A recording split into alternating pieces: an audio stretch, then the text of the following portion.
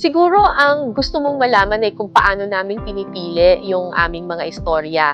Actually, yung pag-iisip ng topic ang pinakamahirap na bahagi ng paggawa ng isang documentary. Kaya malaki talaga yung papel na ginagampanan ng mga researcher. And nagpapasalamat ako sa mga mahuhusay na researcher na dumaan sa aking eyewitness team kasi talagang sila talaga yung kalahati or one-third ng tagumpay ng isang documentary. So, sa pagpili ng isang magandang istorya, meron kaming mga iba't ibang criteria na sinusunod. Una, dahil nagtatrabaho kami for a visual medium like television, kailangan visually appealing siya. Ibig sabihin, may video na maganda.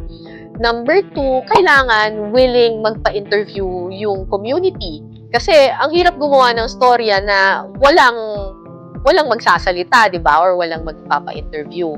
Number three, iniisip namin kung makaka-relate ba dito yung audience namin. Kasi syempre, papanoorin ito ng mga tao, makaka-relate ba yung mga tao dito? Or kung hindi man sila makaka-relate, ano yung angulo na pinaka-makaka-relate ang audience mo?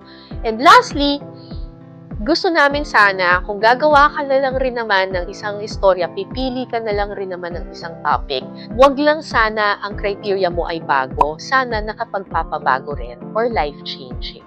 So, paano magiging life-changing yung isang istorya?